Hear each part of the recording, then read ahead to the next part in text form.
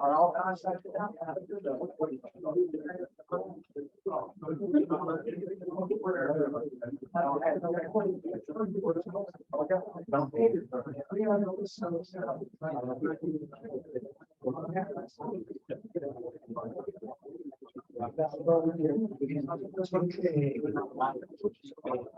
We're going to start the program with the birthday boys.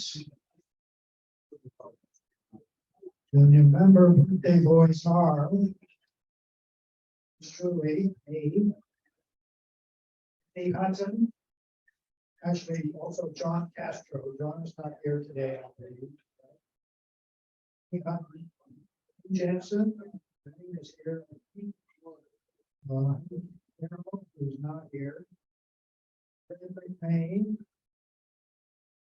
Chris Nelly, and Chris Nolan, who is not here. So the rules are for the free lunch, you must be present to win.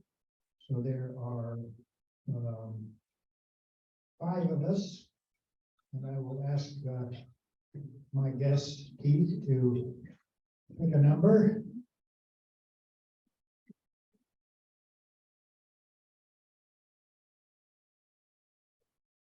Number is number 3 on the list. That is Wayne Jensen. Wayne wins the free lunch.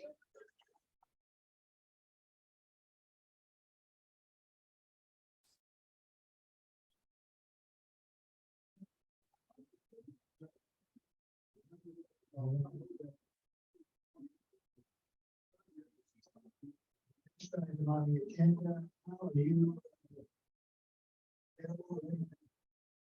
speech?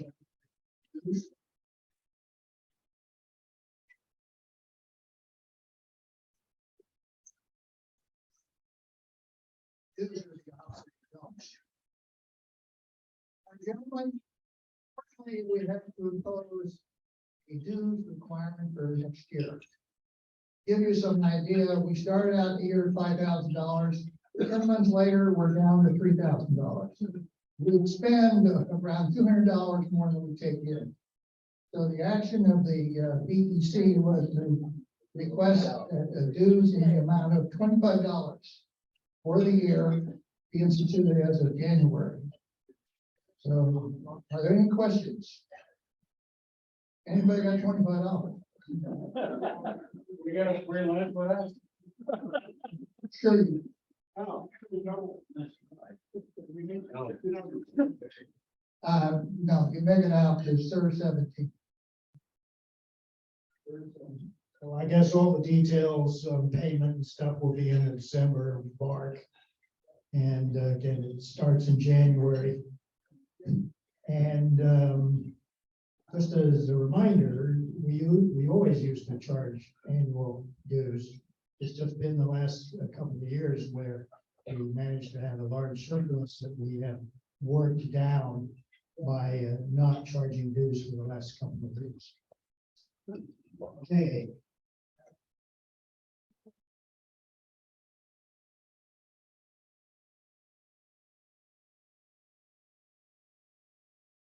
Next on the agenda is induction of new members. I would like to do this in 2 groups, the October group and then the November group. And Mike Rogowski, if you would get ready with your camera. The inductees are Hapco. Hap, would you come and stand up here with me? No. Keith Hall and Ron Turner. And if your sponsor is here today, please come on up as well. That would be Rich Lambert and Harold. So if the sponsors would come up and stand behind. And you need to get a decent photograph, so I want you to come stand away from the wall a little bit.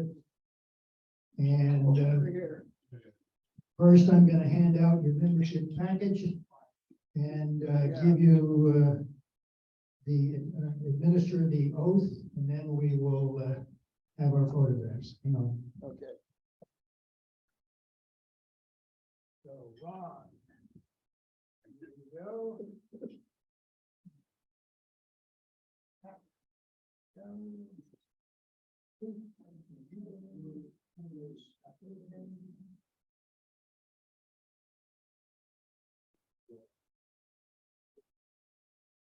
We now read to you the oath.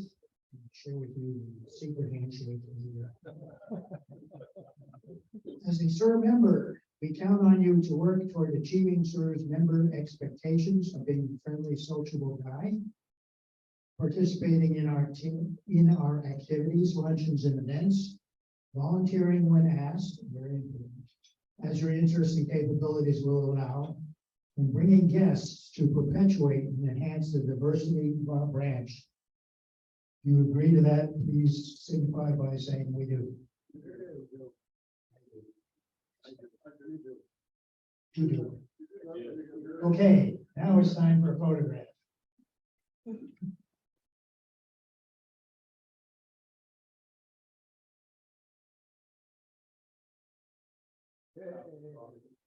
Ready? Good. Well, let me get you in there too. Okay, here we go. 1, 2, 3, and one more. All right. Okay, thank you. And then we've got group number 2. That was tough. Yeah. Yeah, that'll be easy.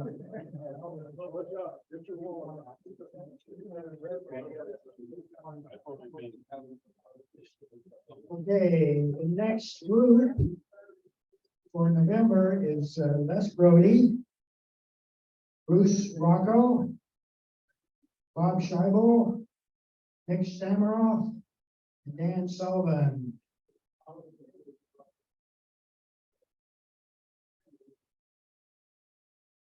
And if your sponsor is here with you today, come on up and stand behind them. Neil, you're a sponsor, I know. I can read them off here. Rich DeLambert, of course, perpetually a sponsor or a new member getter. John Nam, John is there. Okay, great. And Marva. Okay.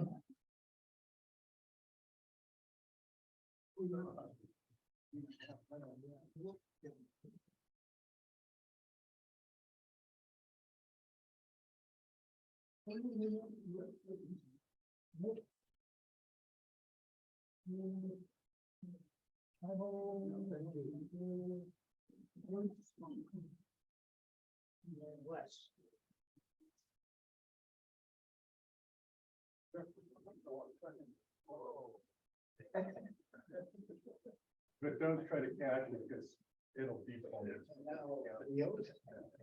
As a SIR member, we count on you to work toward achieving SIR's member expectations of being a friendly, sociable guy, participating in our activities, luncheons, and events, volunteering when asked, as your interests and capabilities will allow, and bringing guests to perpetuate and enhance the diversity of our branch.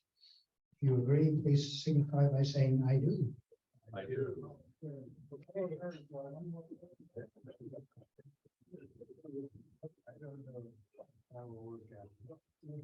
You guys are so spread out. Could we get the new members to come up in front and the sponsors get in between them? Come on. New members up front. Sponsors, get behind them and in between them, please.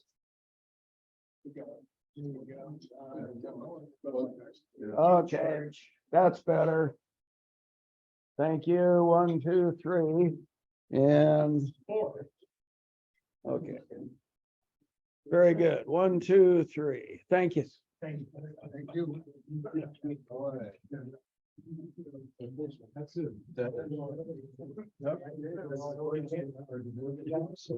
You're in now.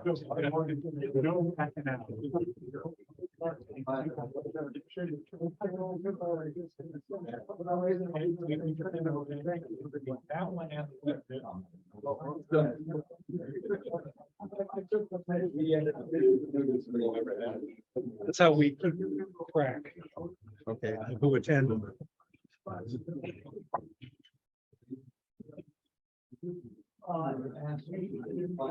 Okay, we have a surprise for new members that we are just starting. We are going to have a special raffle for new members from 2022 only are eligible. Today's inductees are not eligible, but they will be eligible because we'll be doing this every month going forward. So one more incentive for joining and showing up. Rich, you want to? Yes. Very simply, we're going to have a monthly drawing for the new members. And the names have already been chosen. A very legal drawing. John Nam helped me, and he's guaranteed they're real. So, and the winning name is today, don't know if he's here, Stuart Waterback. There you go, Stu, this is yours. I bottled it myself, so you know it's good. And I tasted it myself. It is excellent. Congratulations. Well, thank you. And gentlemen, all of you, membership is a thing for all of us. All of us. They all have these little cards back here. It's a free lunch. You give it to your friend. That's what you do. We can't do it by yourself. We need you. Thank you. Please get your new members for next year.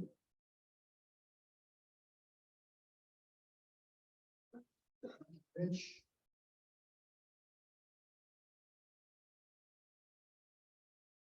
Bottles of wine in there. That's, and why is it?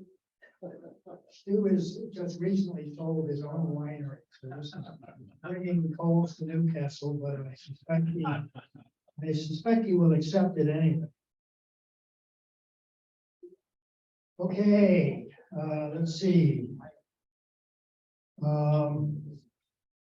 Also, for the new members, if you possibly can, please stay around after the meeting.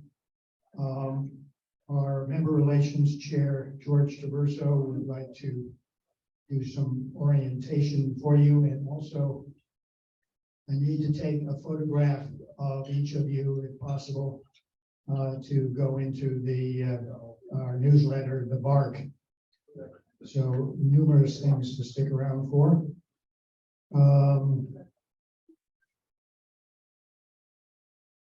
Yeah, and I will be sending the new members an email in the next couple of days asking them to write a brief autobiography that will also go into our newsletter.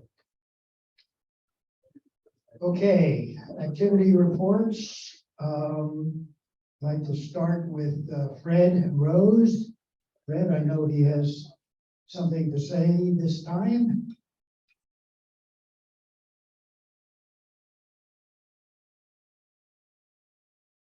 I always have something to say. Tomorrow at 11 o'clock at Juilliard Park, Branch 76 is going to have a bocce ball group there. And any of you who are bocce ball enthusiasts are welcome to join us there tomorrow, 11 o'clock, Friday at Juilliard Park. They also have a pickleball group, which is active, and we've been invited to join them also. So for those of you, When do they meet? I can't remember. Okay, sorry. I should have brought my notes, but I didn't. But I will, if you were on, if in your activities choices, you had listed pickleball. I will be sending you an email with the time and place. So, Thank you, Fred. See what else we have.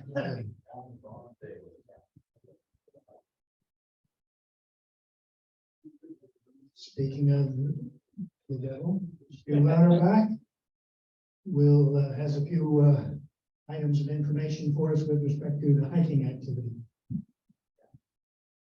So we're getting started on this, and we had a great walk on Taylor Mountain 2 weeks ago. Publicity didn't get out early enough for Shiloh last week, so it didn't happen. But we're going to try and do a tour of the regional parks of the area, hiking at one every week on Friday morning at 8 o'clock. Tomorrow at Shiloh. The following week will be at Foothill Regional, which is in Windsor, on December 2nd. No, I should say next week, which is Friday, is day after Thanksgiving. How many people would be interested in doing that one, or should we just give it a day? But let's see a show of hands who might want to come. Okay, so I guess we'll skip that day. So then on December 2nd, we'll do Foothill Regional Ranch, and that's in Windsor. And we're looking to walk 2 to 3, maybe a little more miles with maybe 500 feet of elevation gain. And it's not a race, it's just a leisurely stroll, but we get some exercise. And I will try and plan weeks, a month in advance and get it in the bark so people know where we're going to go. If you want to join us, we'd love to have you. And I would encourage you to get a regional park pass so that you can park at all these places. But this county has fabulous regional parks, and it's just an honor to be able to share those. Thank you. Thanks, Stu. Yes. The guys that are vets, it's a free pass. You have to go out to the VA or down, I can't remember, maybe down city or county building. Free pass to access the state and county parks. I did not know that. I just renewed my senior membership. Next year I'll know better. No, that's really a good benefit. I did not know that. Thank you, Denny. The next item is our community involvement program. Bob, you want to be the speaker for that? Yeah, I'd like to have everybody that's involved in talk about it. Barry Bukowski and I are the co-chairs, and Rich DeLambert and George DeRusso are the vice co-chairs. And this is a new activity that the state has allowed us to do, is to participate in the community and do those things for the community to help the community. The first one that the board approved was that we are going to the Redwood Empire Food Bank on December 1st. And also we are going to be, for each meeting, collecting eyeglasses and used hearing aids so that they can go back to those people needing them. And I'd like to turn it over to Barry. Thank you. I've been in Lions for 25 years, and vision has been a very important aspect of my life. So I couldn't see when I was a little kid. My aunt took me to the optometrist, and I realized I could see after that. So I understand where a lot of these people are coming from. And since collecting eyeglasses and old hearing aids seems like a no-brainer for all of us. How many of you have old eyeglasses or hearing aids in a drawer? Okay, did you bring them in? No. But what we're going to do is remind you each meeting to bring those in, because they don't do you any good. They're taking up space and they'll help someone. So one of our members in our Lions Club has provided over 250 hearing aids for those who couldn't afford it over the last few years. And those hearing aids that you have will be very beneficial. So that's one thing. So I have a bag of that. We'll have at each meeting. Remember to do that at the same time. Then, since that's a no-brainer, some of the members have requested that we go to the Redwood Food Bank and help out for 2 hours. And so the board has picked a date, December the 1st from 10 to 12. And everybody that signs up will be expected to go out. Well, there's reasons you can't go out there, but everybody can do something at the Redwood Food Bank. And we're going to have a big group. So if you put your name on the sheet, we'll be glad to take you out there. George? I just wanted to repeat what Barry was saying. I have forms or yellow pads, thank you, on the tables, and you so could interested in help with the community, especially. We're taking baby steps, I always say that, and this is our first attack on helping the community. From there, we could go on to others and so forth. But if you are so able and willing to be involved in the community, write down your name and we could contact you. Thank you, Rich. I just want to say, when we saw that the state had approved us to go out as a group, before that wasn't, only this year was the first year, we're the first club in the area to pick up on this. We said, here's 92 wonderful men, strong, energetic. Why can't we do something for the community? And this is your chance. Yeah, this is kind of a turnaround for service group. Basically, in the past, we've just done things for ourselves, but now we are given the opportunity to do things for the community. And at the very least, if you could bring in those eyeglasses or hearing aids that are collecting dust in your cupboard, we'd appreciate it. We'll take care of it.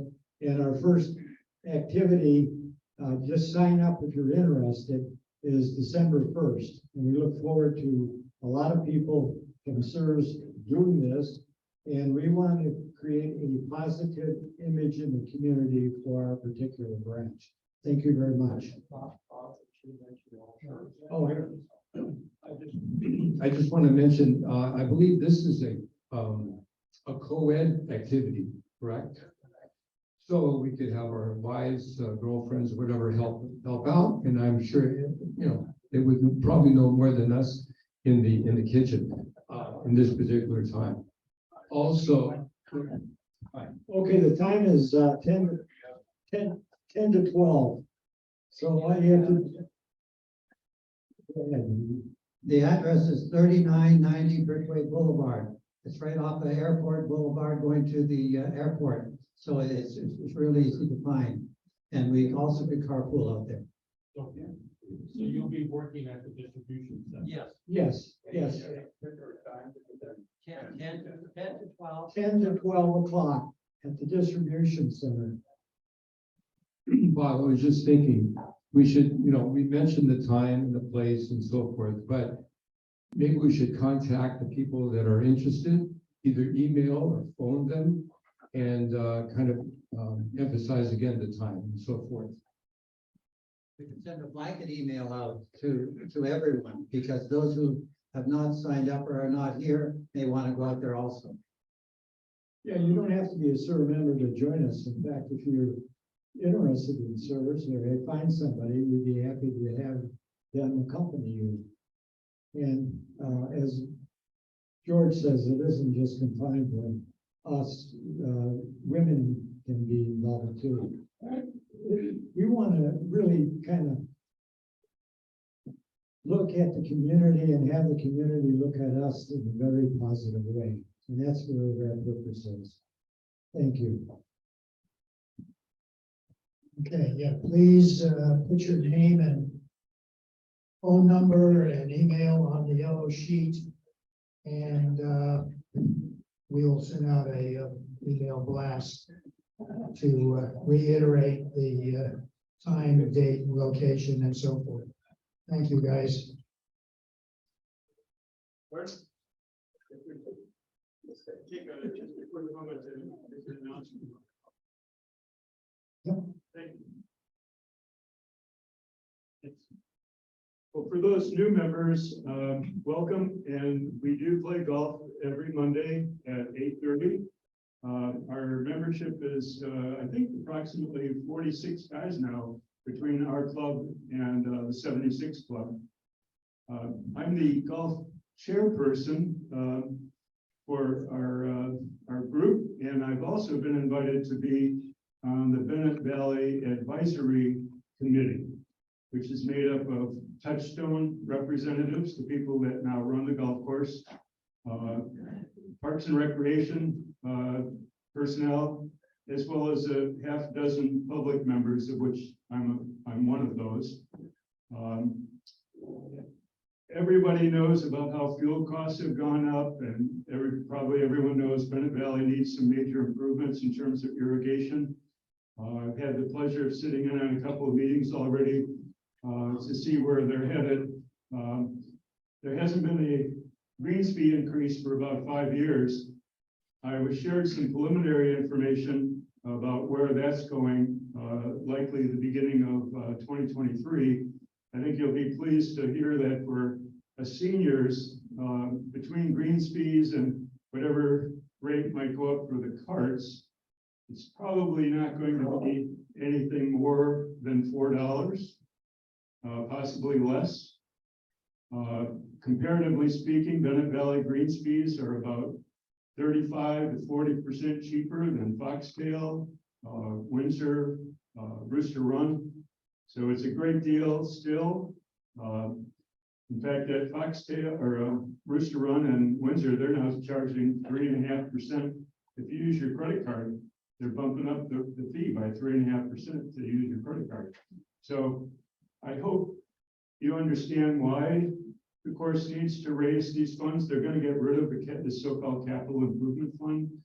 And with the projections that they're making, they think they're going to have enough money to do the irrigation system, which is very, very much in need.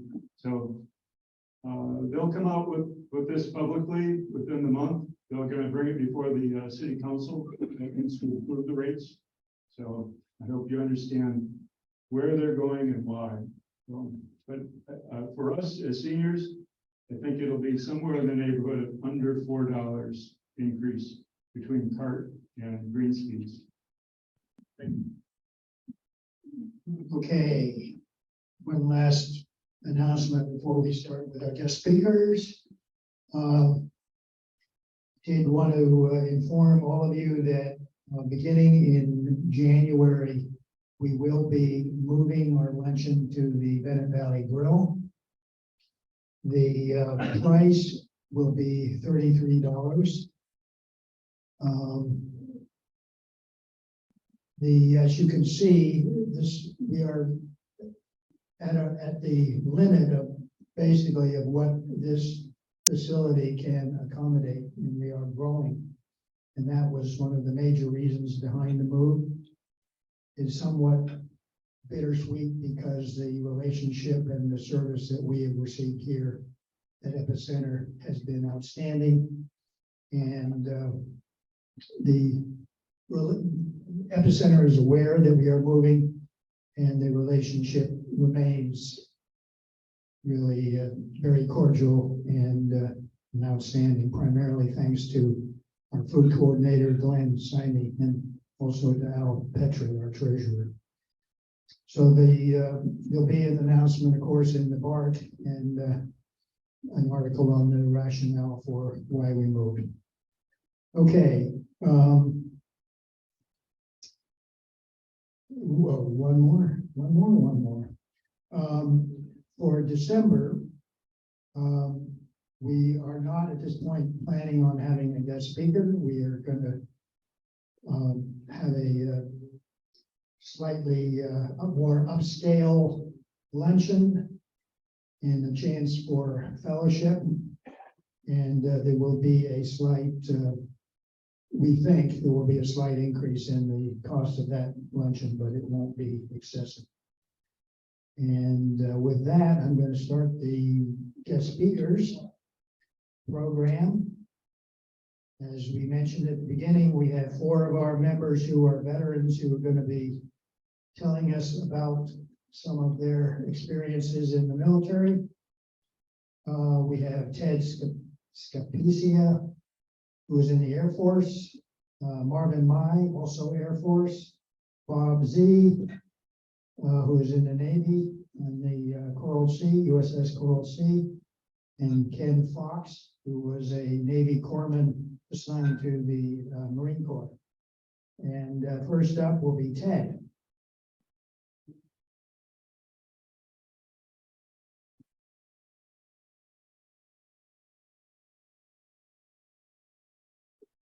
We're thinking about 5-ish minutes each. Hello, everybody. Good afternoon. I'm here to tell you a little bit about my 4 years in the Air Force. To begin with, I joined in July of '62, which is 1 month after I graduated high school. Went down to Lackland Air Force Base in San Antonio for basic training. And then following basic training, I went to Keesler Air Force Base by Biloxi, Mississippi to train in electronics and radio relay equipment repair. I was at Keesler about a year. After that, I was stationed at Wheelis Air Force Base near Tripoli, Libya. And I worked in the communications center, working on multiplex and link microwave equipment for about a year of the 18-month assignment. And then I was transferred out to a transmitter site, which was about 25 miles west of the base, the Mediterranean Ocean on one side and the Sahara Desert on the other side. There were about 25 of us at the base. When I came back to the United States, I was cross-trained into radar on the RF-4C. The RF-4C was the reconnaissance version of the F-4C Phantom. It carried no armament. It just had cameras and radar. December of '65, the day after Christmas, we loaded all of our equipment. We launched a bunch of planes. We got on a C-141 and we left for Vietnam. We stopped at Travis Air Force Base. We stopped at Hickam in Hawaii. We stopped at Wake. And we spent the night in the Philippines at Clark Air Force Base before we went on to Tan Son Nhut, which is outside of Saigon. We got there, it was still daylight, but we immediately began launching planes to run reconnaissance missions. Day turned to night, the night got darker, and at some point in time, all hell broke loose. Everybody was shooting. There were flares going up, there were planes flying around, helicopters. Us new guys, we didn't know what the hell was going on, so we found the bunker and jumped in it.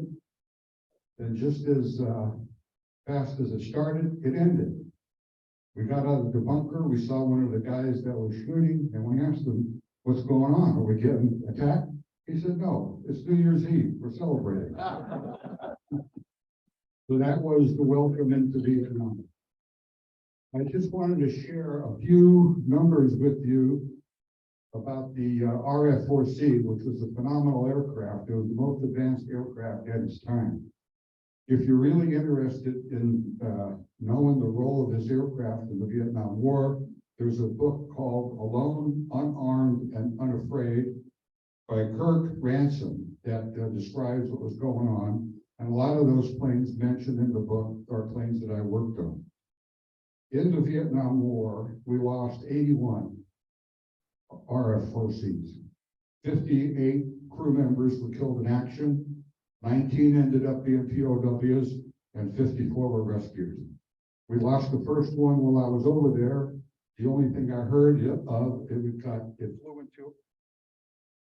it flew into a mountain someplace up north. So that's all I have for today. Any questions?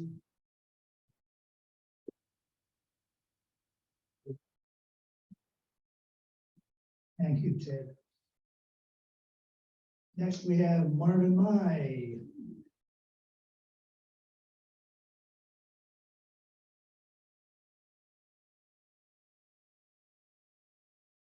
Well, Ted, I I beat you.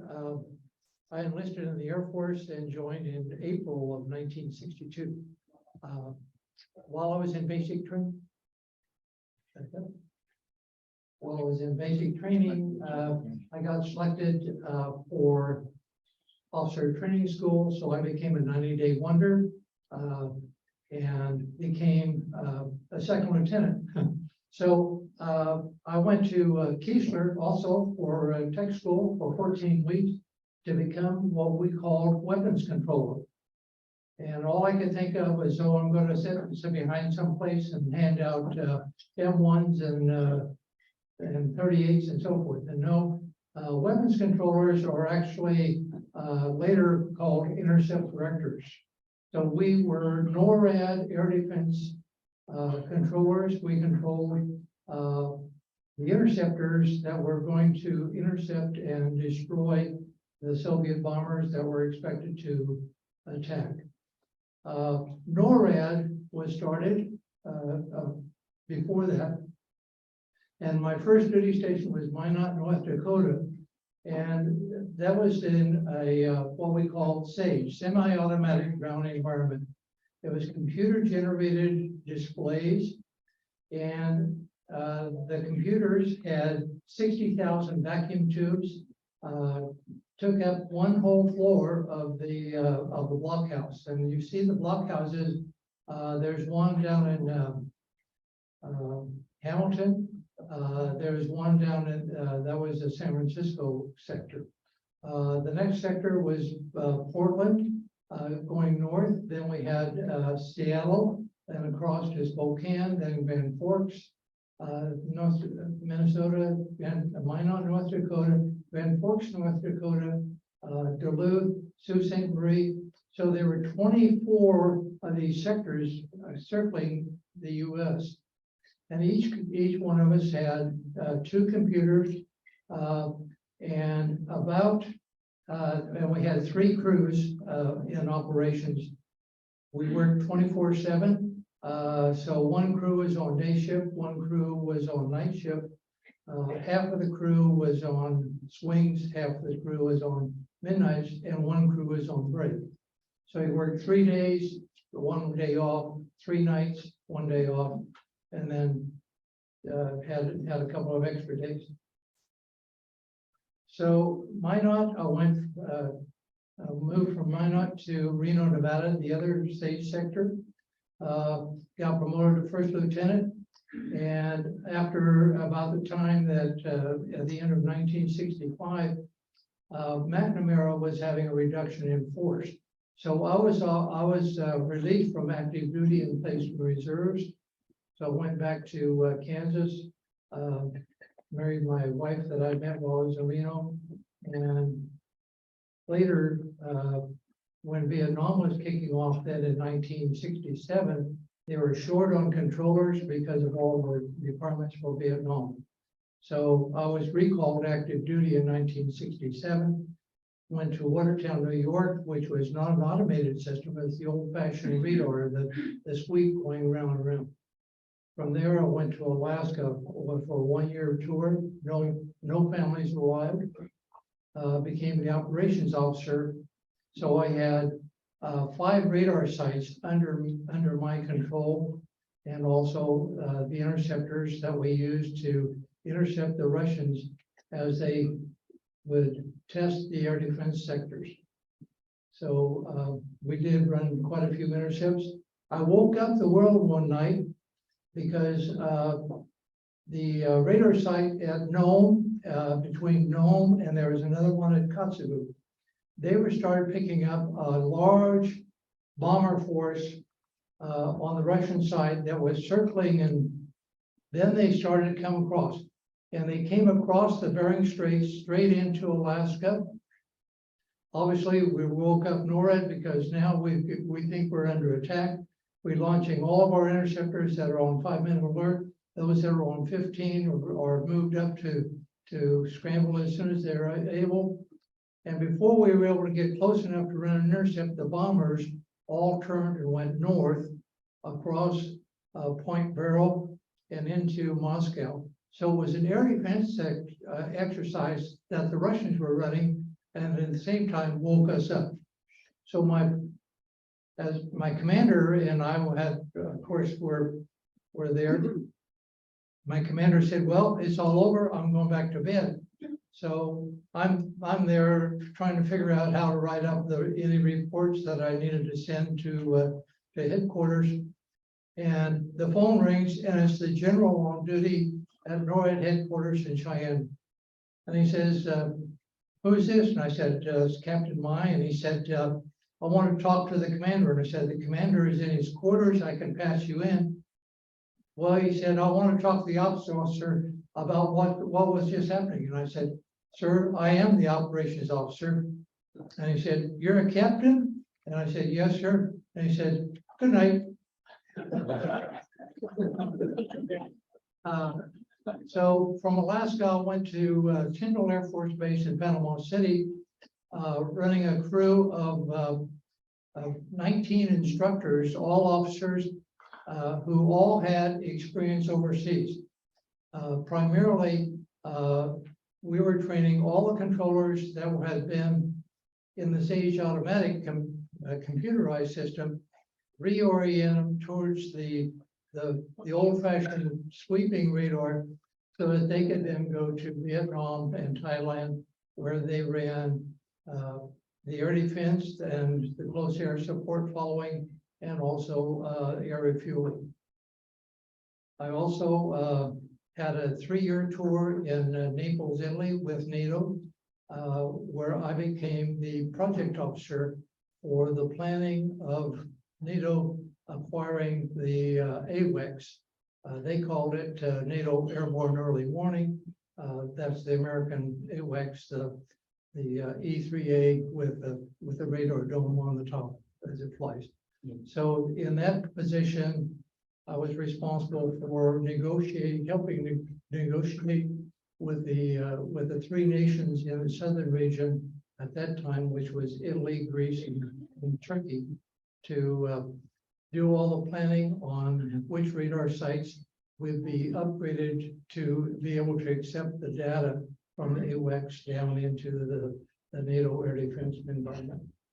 From there, I came back to Alaska, or excuse me, back to Arizona, where again, I was with NORAD. And by this time, the 24 sectors that we had that ran around the US, we were down to only 4 sectors. So we had 1 in Phoenix, Arizona, 1 in Seattle, 1 in Syracuse, New York, and 1 down in Montgomery, Alabama. So we were responsible for the air defense of everything from south of the California-Oregon border, all the way to the Mexican border, all the way over to halfway into Texas and up. So primarily the borders of Mexico and the coastline. And there I was what we call a combat crew commander. So I had the whole crew under my supervision of 90 men. Marvin, Yes, sir. just curious, you would have been about 2.5 years into your service. I'm sorry. You would have been about 2.5 years into your service when the motion picture Failsafe came out. Yes. I'm wondering if you recall having seen it when it did come out and what your reaction was. I don't remember what I was doing. Henry Fonda is the president Yeah. and their. Yeah. Well, you know, we had, I was on the Nuclear Release Authority, as a battle commander in Arizona, where, you know, the president would crack open his fortune cookies and with the authentications, and we had that 2-man control. So there's a lot of control with nuclear weapons before they were hit. Yeah, when I was in the scariest part was while I was in tech school in Biloxi. That was when we had the Cuban Missile Crisis, and that was the first time. You know, we as a young officer, you just finally got your secret security clearance, and they gave us our first intelligence briefing basically brand new second lieutenant, still in training. And they give you this intelligence briefing that just scared the crap out of you. Over there. You ever go to Rand? It's like, You ever go to Rand Corporation in Santa Monica? I worked on stage, I was kind of guidance. You can't hear anything, yeah. Hallmark key. And Yeah, there's a yeah. set of control that got installed in Vietnam, which was the replacement for stage. Yeah. So I worked on all of those things. Yeah. I worked on the things you were talking about. Yeah, I had tactical air command was a mobile radar. And in Arizona, again, I was operations officer. And the unit is basically we had 72 hours to get the whole unit packed up, everybody with all their vaccinations burned. And over the flight line, and they would fly us anywhere in the world, worldwide. Thank you, Marvin. Okay.